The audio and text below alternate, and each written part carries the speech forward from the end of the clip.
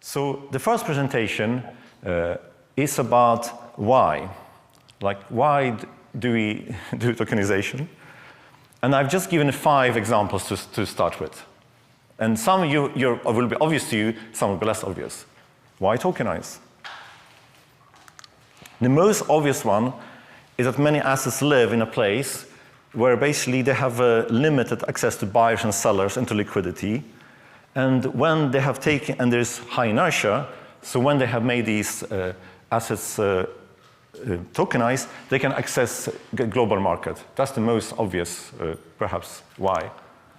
And of course, to reduce settlement time, and there'll be lots of talks about that today, that we're going to. And of course, by doing that, increases profit of companies and reduces friction.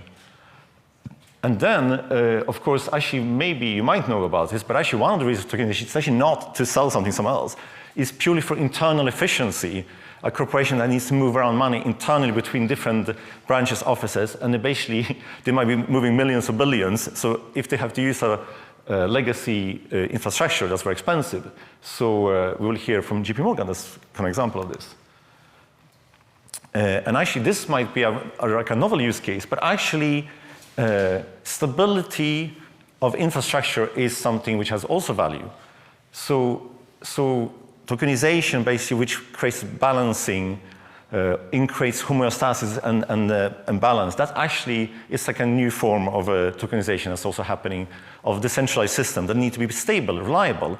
Because if they're stable and reliable, then you can do other things on top of them. So that's the why. And actually then to certify what is true.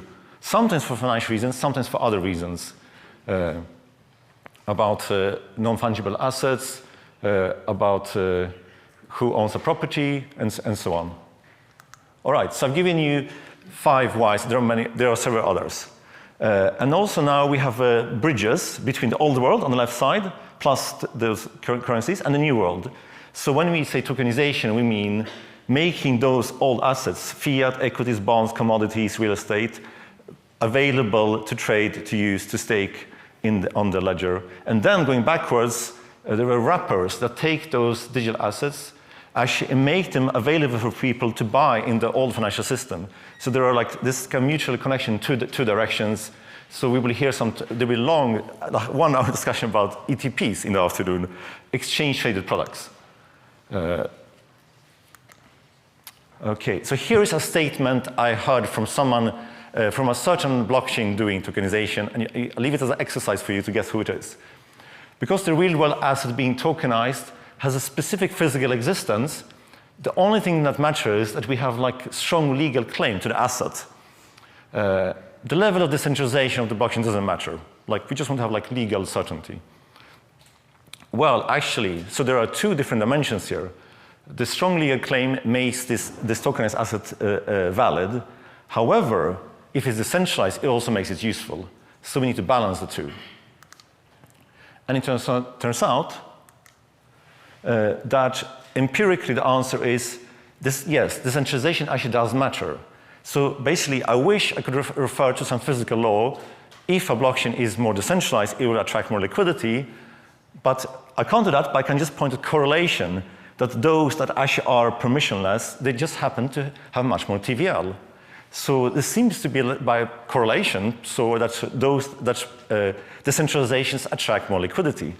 And many banks, financial institutions are on this journey. They start on a very highly centralized blockchain. They say, oh, why are there so few customers? And they make it gradually more decentralized, as like, for example, the last example. So there's a correlation between decentralization and how much liquidity something attracts. Okay.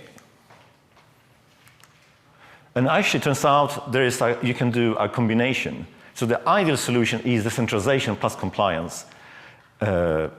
Something where both accesses liquidity and you have strong legal protections, that everything is lawful, it doesn't break any laws. And I mentioned Adam Smith there.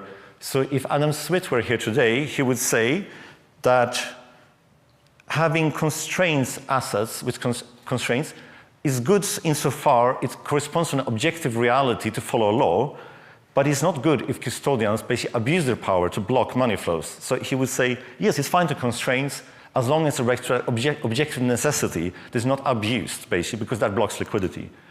And there are two types of tokenization, internal and external. So I mentioned the internal one, to move around assets more efficiently inside an institution.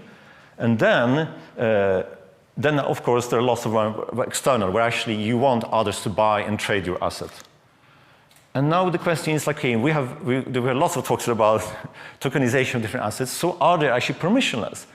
And I'm asking this because in decentralized finance, the assets are permissionless. So humans, AI agents can use them like the node gatekeepers, and this is the beautiful free market.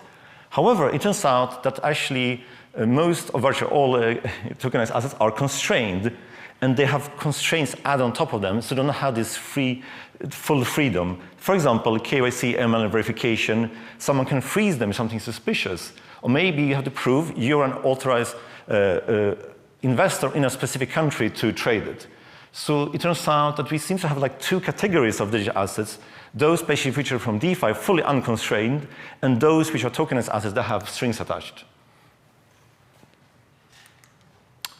And actually then, let's just have a look at a few different asset classes.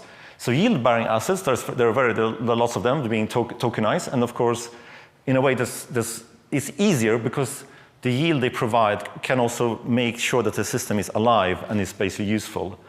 Then commodities, I'm going to give an example of Paxos. That's actually rather easy to tokenize because you can go use a price oracle that will tell you how much something is worth, and that resolves conflicts. And because of that, there is more trust in that type of tokenization. And the one where we're most early is non-fungible assets.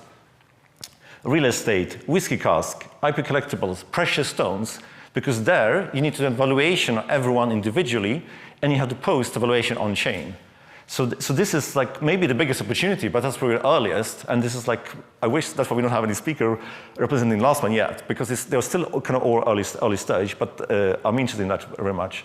So for example, tokenized gold, the reason why Paxos works so well is that there is like a standardized infrastructure for storing the gold, for insuring the gold, for saying what's a gold bar, for its properties, and taking your token and exchanging it to a physical gold bar. And when you have this gold token, Paxos allows you to go and exchange it for a physical gold bar, and this instills trust because there is no fear. Okay, my token is worthless. I can actually give it, return it, exchange it for material matter, basically for real gold. Anyway, so that's example works. Now let's distinguish between tokenization of things that are here and exist. So for example, stable coins, tokenized gold, tokenized treasuries, and you can easily sell, and then future promises, which is more like an emerging category. So there you buy a project, a token in something, let's say some kind of a factory, maybe some green energy production, and basically you're expecting future returns. So there's some kind of like contingency about the future there. So yes, a token is either a wrapper for what is, or a wrapper for what might be. Now, this is a kind of rather new category, I would say, but basically there are more and more projects where tokenization of infrastructure, for example, when they give a big loan to start building big infrastructure, a data center, green energy production, and then you have a legal right to the revenue from that token in the future. And there are auditors that will go and basically take the data from the real financial system, put it on chain, and you have basically like a guarantee, legal guarantee, that you will get this basically pay out this revenue from this project, and so. So this is like a fascinating. And for example, in green yield, Aave said that basically they want someone to get a loan for building green energy, let's say $100 million. And basically then they can use this loan as collateral to get $70 million in stable coins. And basically then, because that's valid collateral, and then this yield that's created is green yield. So that's like an unexpected connection between physical reality and green energy that's abundant here in Scotland and decentralized finance. All right, and then actually, however, we should not believe that tokenization is like a panacea. You just have to throw some assets, and you have a lawyer that will tell you, okay, this is lawful, and the project will work. That's not true. So basically, there are lots of projects that were, the asset that exists, really, it was there was the legal framework, and the project still collapsed because of bad tokenomics. So basically, or those that were supposed to buy the tokens, they were not interested. They just preferred to use the old-fashioned way because there were lack of incentives.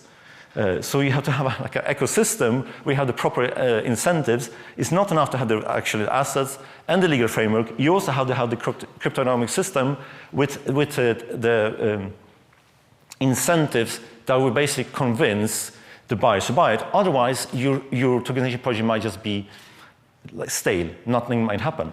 And then and there were like integrations where different parties didn't do what they were supposed to do. So that's why care is needed when tokenizing something. Think about both the asset, the legal framework, and the cryptoeconomic system. Now, just to finish, it's also possible to tokenize things which are not financial and which are not material, like social good. So, for example, in this company, Redeem, there any help people need with money for healthcare, food, or education, when it has been delivered to someone and every individual is recognized through the centralized identity, then you can then show and chain. This person in this village received a reimbursement, and you can use zero-knowledge technology to conceal sensitive information while still giving like a logical proof. Okay, this person in this place was helped in this manner. So, and we hear many examples of zero-knowledge technology today. And then there are other related areas compared to this, also tokenizing emission rights, for example, or carbon credits, and so. And some of these, here's the thing, tokenization does not imply that the asset is tradable. Someone can just, as a volunteer, do something. Maybe still it's good to show it and show that it's happening. So we should not just think, oh, it's only for banks. There's much wider impact. So just to finish, what can tokenization do, and where these needs work? So it can be used. It serves many dimensions of civilization. It can be used for tokenizing financial assets, and we'll have the whole afternoon to talk about it a lot. But it can also be used for inner efficiency for corporations. It can be used to fund infrastructure projects and to reward the investors in those infrastructure projects. It can be also used to certify truth, attestation, and it can be used for both monetary, financial and non-financial use cases. And it can be used for social good. However, yes, you have to make sure you have also correct cryptoeconomic model and the correct incentives. Otherwise, your project might be stale. So my conclusion is that basically it's not only financial technology, even though that use case is like far ahead of all other use cases. Like it's of course has more traction than anything else. But actually, it's a way of recording and facilitating what matters across many dimensions of civilization. Thank you. That was a brief introduction. Thank you so much.